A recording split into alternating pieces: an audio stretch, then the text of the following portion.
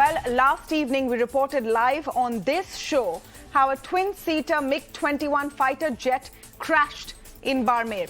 Two pilots of the Indian Air Force were killed in the crash. Wing Commander Rana and Flight Lieutenant Advitya Bal lost their lives.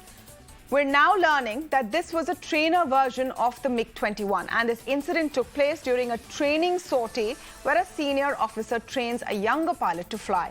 A court of inquiry has now been ordered to understand what exactly happened, but we need to talk about the MiG-21. The Soviet-era aircraft is often called the flying coffin.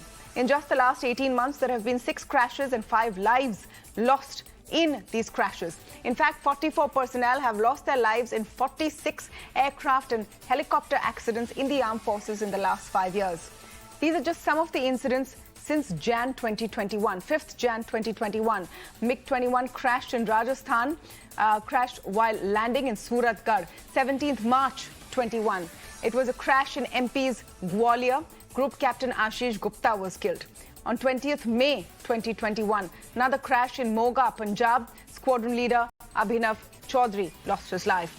25th August 2021, a MiG-21 crashed in Rajasthan's Barmer during a routine training sortie, and we told you about how 2 lives were lost. So we've been seeing a series of these incidents. So why do we still have the MiG-21 as part of our Air Force? The MiG-21 harks back to 1963 and was the first supersonic jet designed by the Russians. It's India's longest-serving fighter plane. About 400 plus of these have crashed in India since 1971. Even the Russians have stopped making it in 1985. There's not much debate that the MiG needs to go, but here's why it hasn't till now.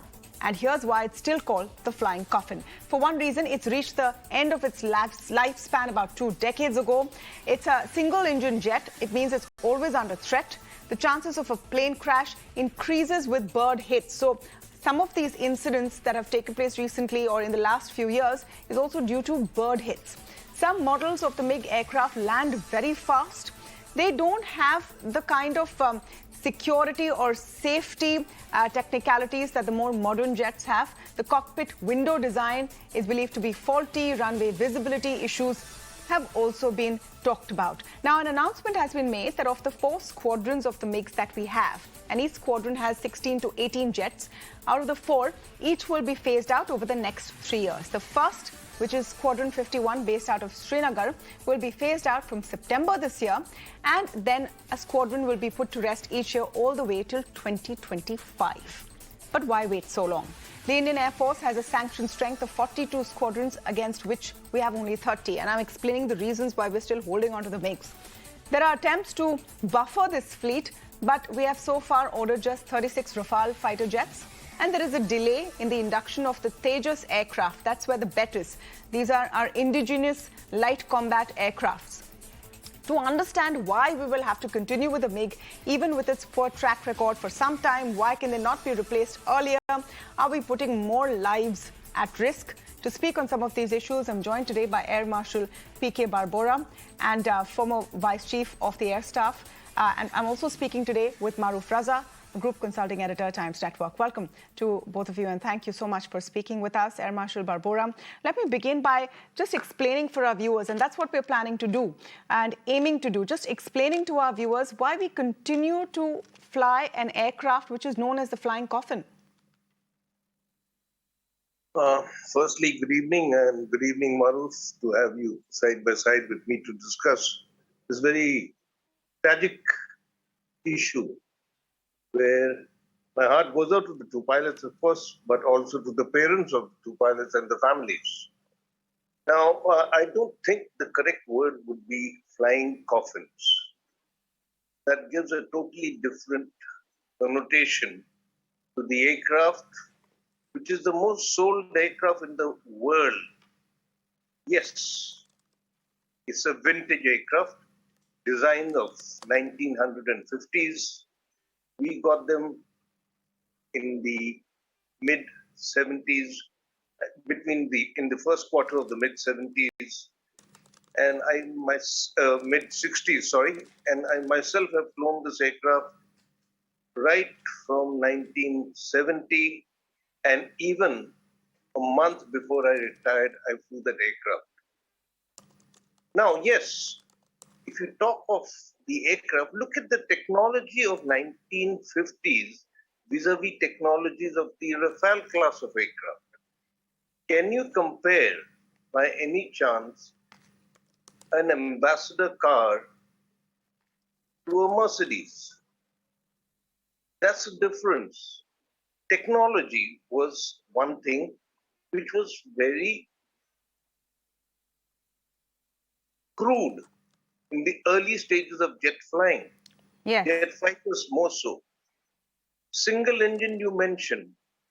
I don't agree there. Today, the modern fighters, because of technology, are also flying single engine. Yes, the safety margin obviously is cut down slightly, but the robustness of these engines of today is such, technology is such that the failure of an engine is unfortunate but poor. Now, what happened? Why did we have so many accidents? It was way back. We had the Tufanis, the Mystiers, the Vampires. Those were outdated aircraft as they came out just during the World War II or just post World War II. Right. It was the MiG-21, and the Americans and other countries were not going to sell us their aircraft. We had a huge delegation for defense purposes in the US for purchase of weapon systems.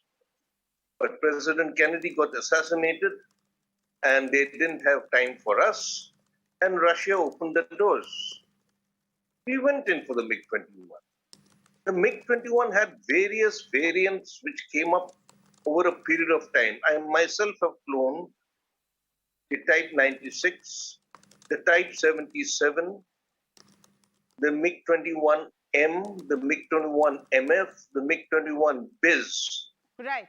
So, And lastly, during my tenure, yes, Air Marshal Barbora, can I just pick on one point you said? And I request we need to explain this simply and clearly for our viewers who might not know all the terms and the technicalities. But as Indian citizens, we're wondering why we still have to do this. You talked about comparing an ambassador to the Mercedes. Who's driving an ambassador right now? And I'm asking this in a very simple layman term. People have advanced in everything they use. Why have we not advanced? If you had to explain this simply to our viewers, then why not? I'm not saying we should be all driving Mercedes, but no one's driving the ambassador. So why are we using something which is potentially not good enough? Yes, I'll just come. And finally, we came across the MiG-21 Bison. This was done during my time as air attaché in Moscow. Now, the Bison has been upgraded to the ultimate stage, but can't go beyond any more upgrade. You cannot keep doing facelift. Finally, you will find that their eyes are closing because of the facelift. So there is a limit of upgradation, but the electronics, etc., were definitely far better or in comparison to even the Mirage class of aircraft. Now, why the hell did India carry on with the MiG-21 for so many years? Like I said, we had no option. We had to go to the Russians. The Russians offered it to us, and we bought it. And the Russians kept the doors open for any purchase. But at one time, we had over 700 MiG-21s.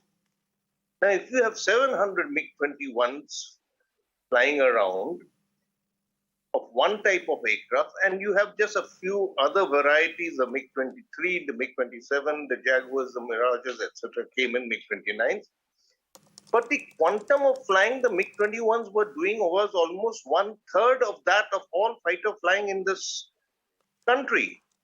So obviously, and they were of a technology which was earlier than the technology of these recent aircraft. So you can expect that there will be technical problems with the aircraft.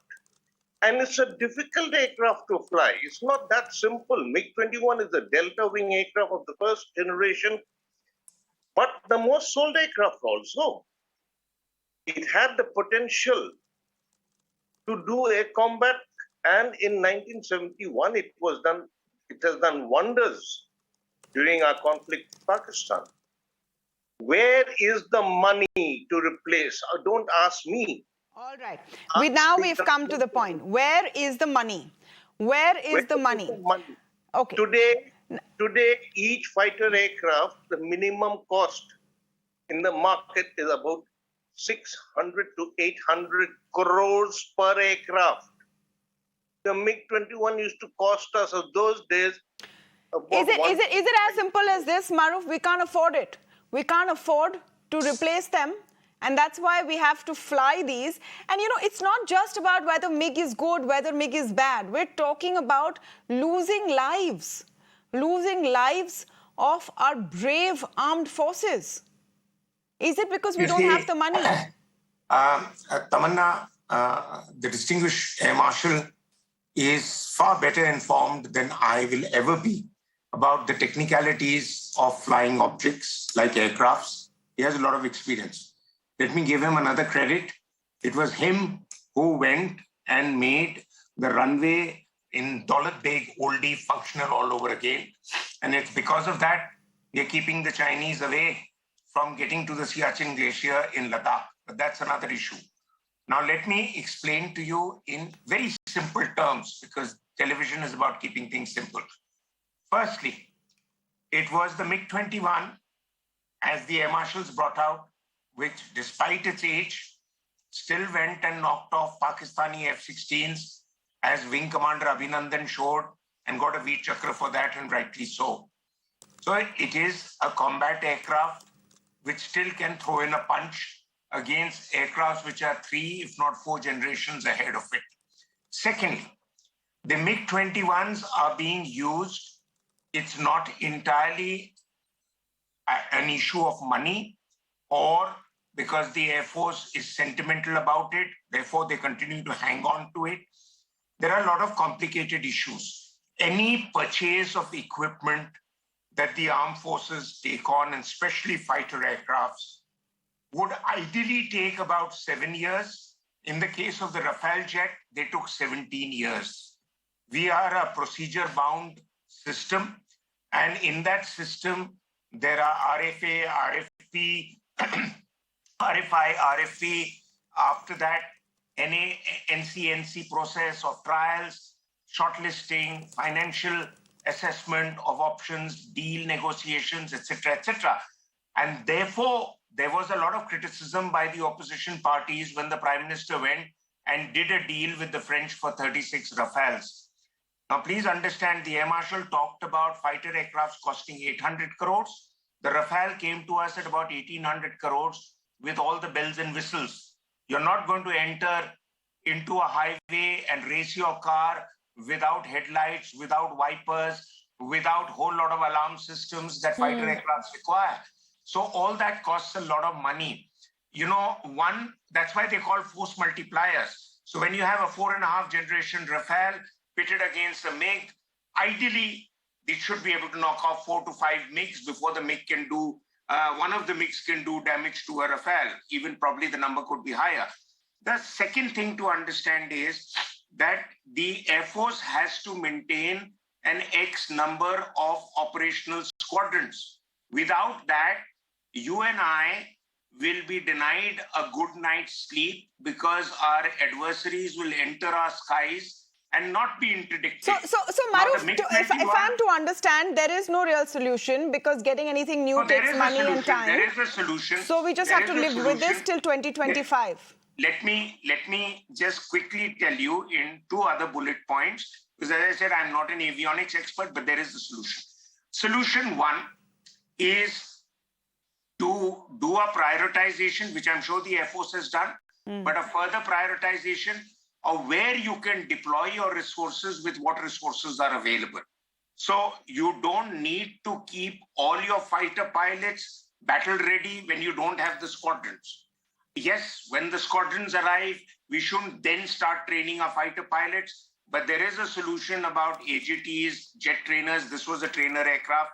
So, you know, you have to reduce your operational ambition till such time you get the wherewithal, which I believe there will be a certain number of LCA Mark 1, which will come in the next 3 years, and the whole lot, which is a total 43,000 crore deal the government has sanctioned with Hindustan Aeronautics, that will come by 2030.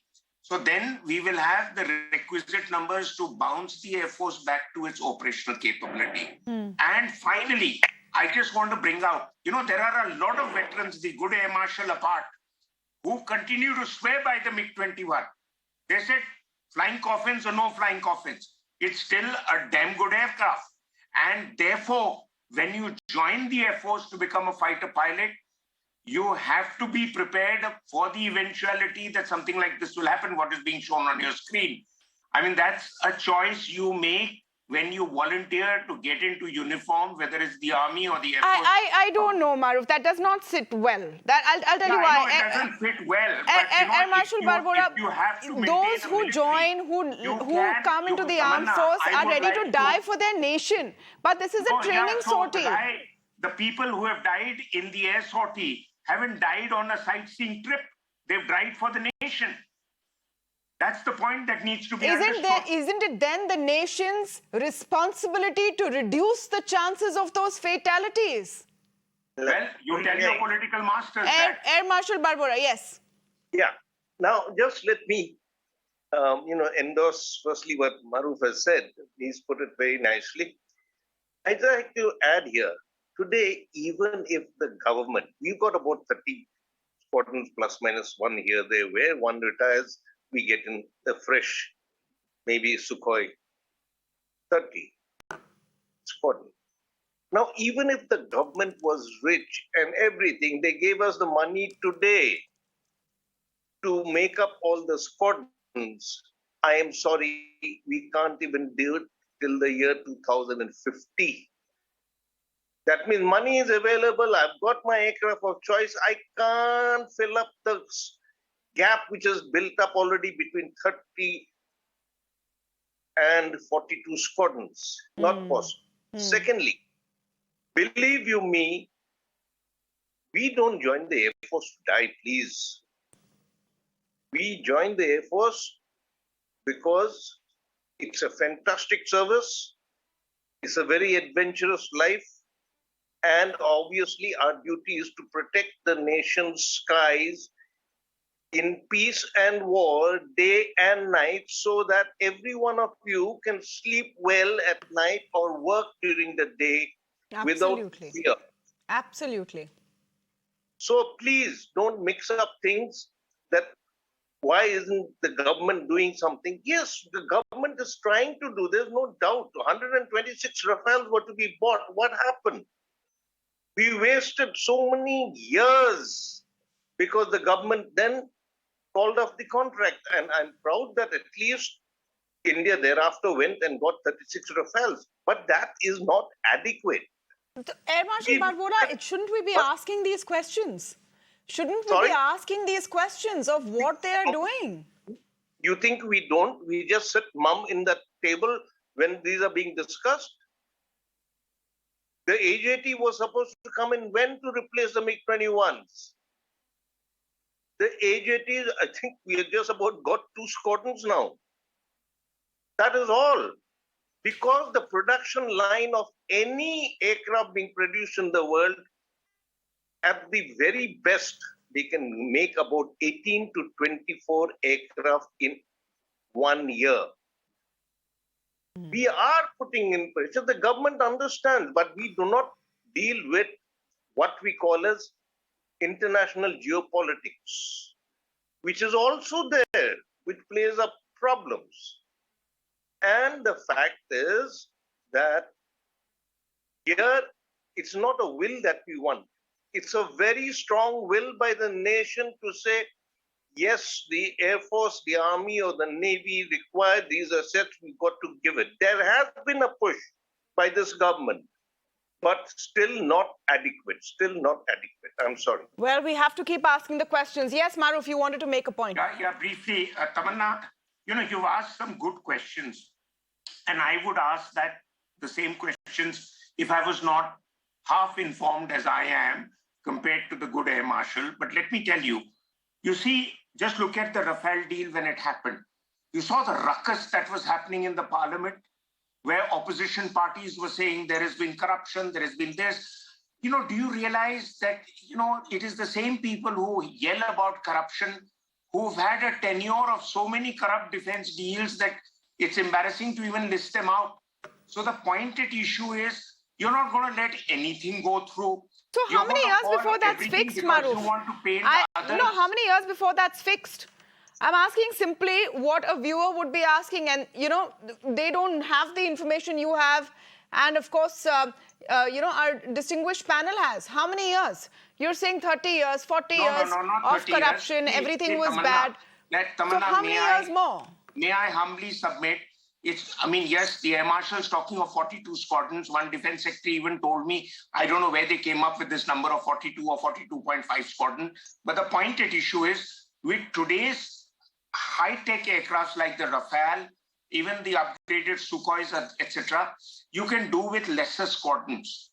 And there are other systems that are in play. So the Air Force per se does not need to be the force multiplier. You have long-range missile systems, you have, Agni, you have Prithvi, you have others that can do a lot of damage to the adversary. So the rationale has to keep changing. But the bottom line is that you need a certain number of aircrafts to be patrolling your skies. And those aircrafts need to be made up with what we have right now. The problem is there is a funds limitation, but not so much. The problem is procedures. And you talk of geopolitics, talk about the local politics in the country. Absolutely, the red tape that this is embroiled in. Even when the Rafale came in, apart from all of the noise about politics, the question was that by the time we actually start using them, will the technology get outdated? Because the whole time it takes is so long. It's a complex issue, and I'm sure the best minds are on it, but it's our duty to ask the questions because we can't let those lives go to waste. It's not just another incident that we put on our ticker and we report. It matters. It matters, and serious questions need to be asked. Thank you so much today for joining us, Maruf Raza and Airfield Marshal.